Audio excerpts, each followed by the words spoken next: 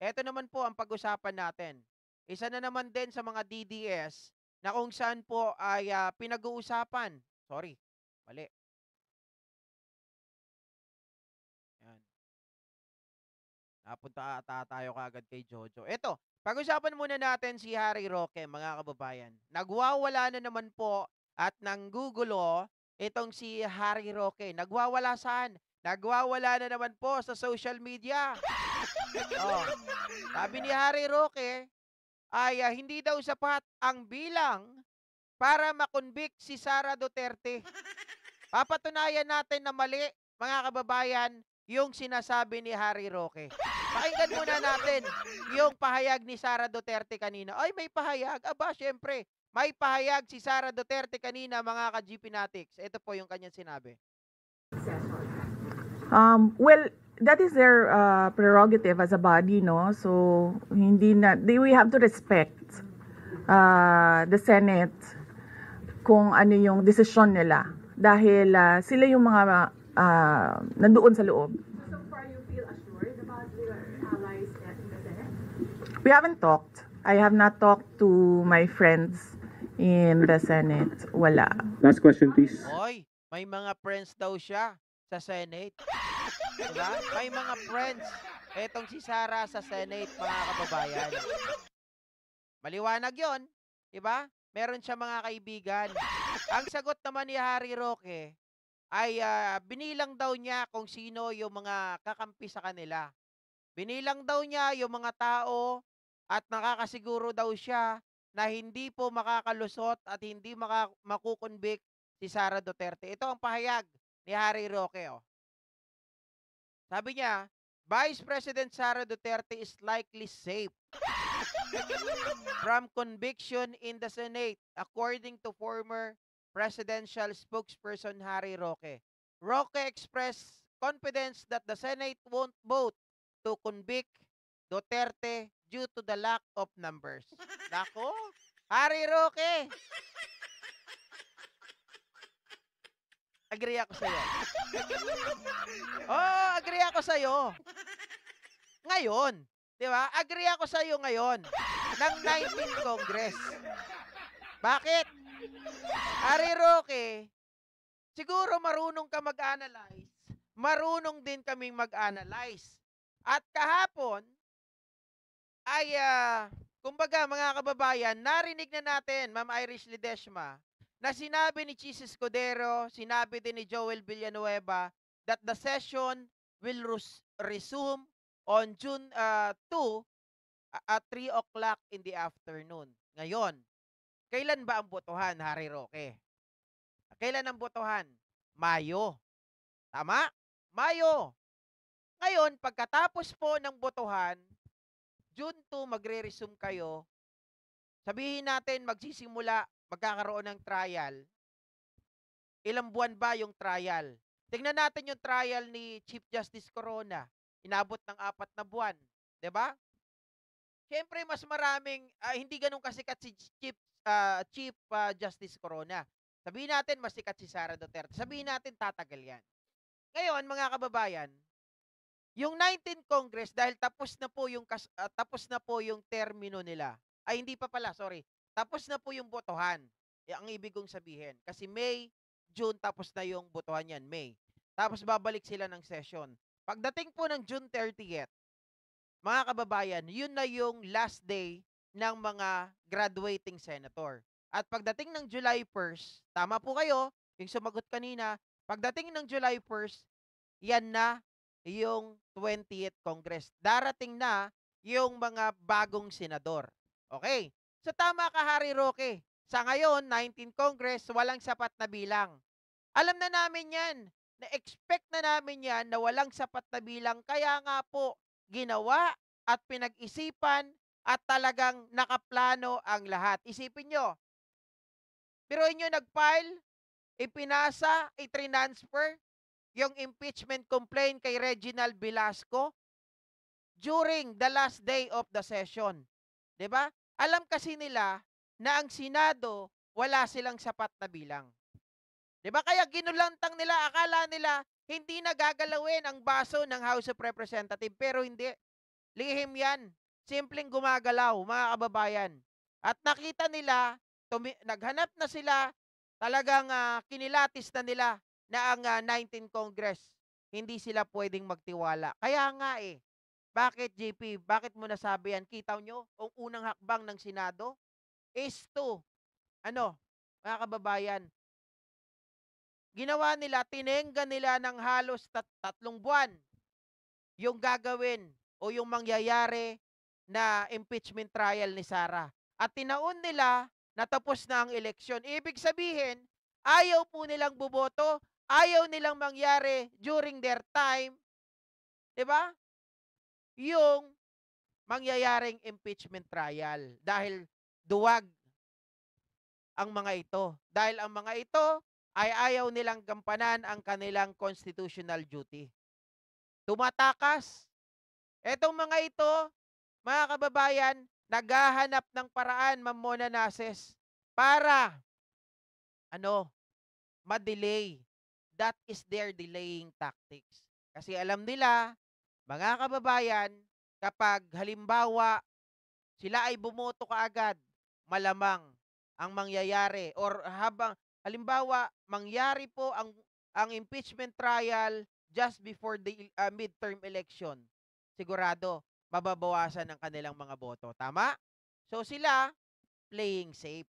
Kaya ang gusto nila, huwag mangyari doon sa 19th Congress. Tama ka doon, Harry Roque, na hindi sapat ang bilang ng sa mga senador para makonvict si Sara. Pero hindi ka nakakasiguro sa 20th Congress.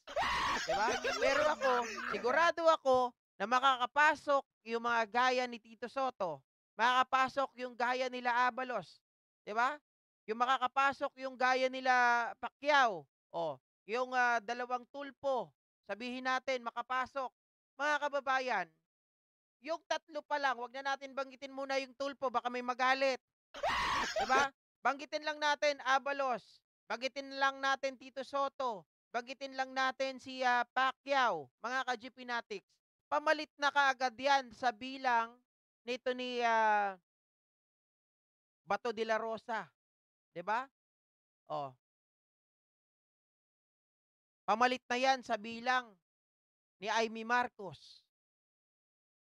So, ibig sabihin, ano lang to, simple mathematics, add and subtract. Magsusubtract ka, mali pala, subtract and addition. Magsusubtract ka sa mga kampi ng mga Duterte, mag-a-add ka naman sa mga kampi ng mga pro-Marcos, pro-government, at pro-impeachment Sara. Ganun lang yon ang bilangan dyan sa Senado. Sa ngayon, nakikita natin, kaya hindi umusad yan. Talagang ang bilang ng kampi ni Sara, kampi sa mga Duterte ay napakarami. Pero pagdating ng 28th Congress, mag-subtract ka, mag-minus ka sa kakampi ng mga Duterte at mag-addition ka doon sa mga kakampi ng pro-government. So ngayon, Harry Roque, ako ay tiwala sa gobyernong ito na si Sara Duterte ay mai-impeach. Kung hindi man ma-impeach, sigurado ako na magre-resign.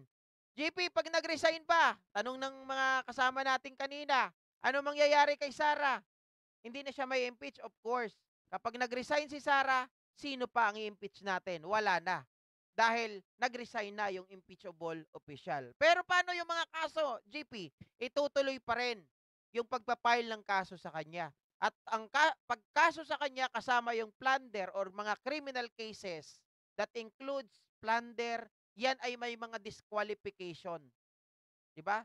Yan ay may kaakibat, it involves disqualification for her to run.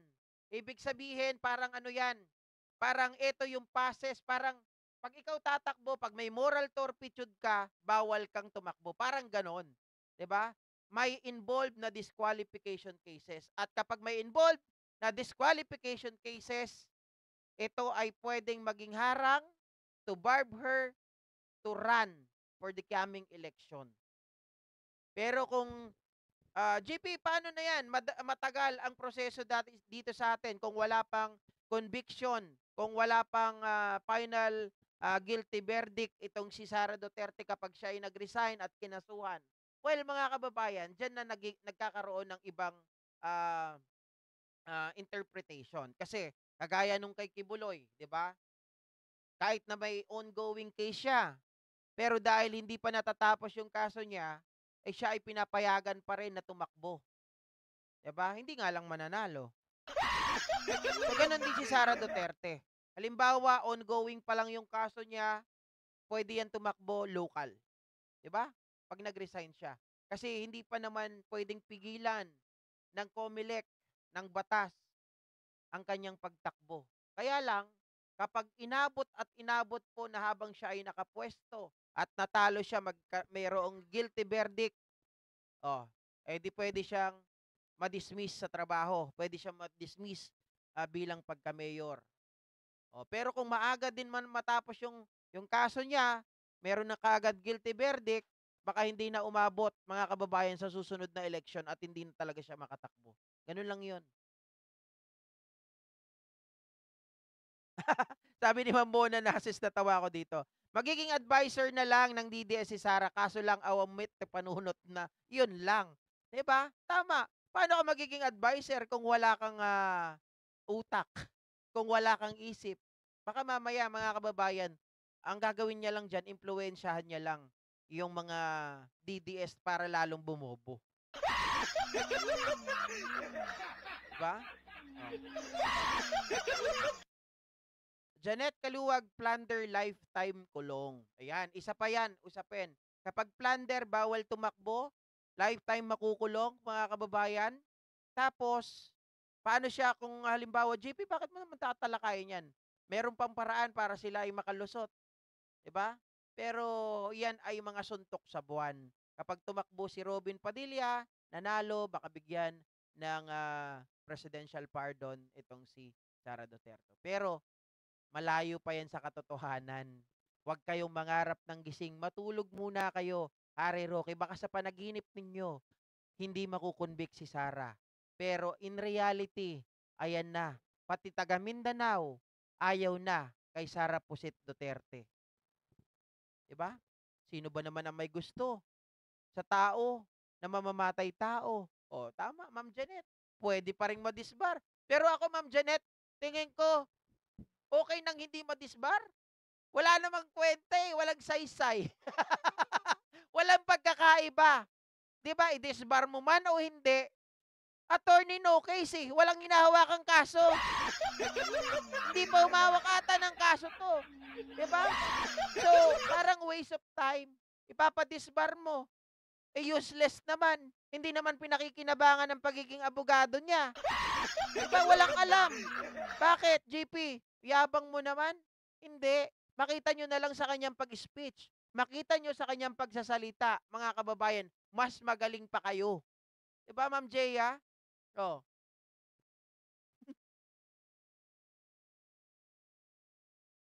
Sabi ni Lani Ryston, ganito pinalaki ni Duterte ang kanyang mga anak, nakakaawa. Etheline Solis, bagsak ng face lock ni Roqueta. Wala, tago ng tago eh. 'Di ba? Anyway, Ma'am Evelyn de la Peña, magandang hapon po. Halwag, no vote kampo ng mga Duterte. Maraming salamat po mga kababayan ha. Ako muli po, bago tayo magpaalam, siyempre, ako na naman ay kakampanya ko. Abalos tayo ha. Tito Soto, mga kababayan, Pacquiao, paala na kayo dun sa iba. Ako baka isama ko na si Luke Spirito na bumara kay Vic Rodriguez. Maraming salamat po at magandang gabi po sa ating lahat. See ya!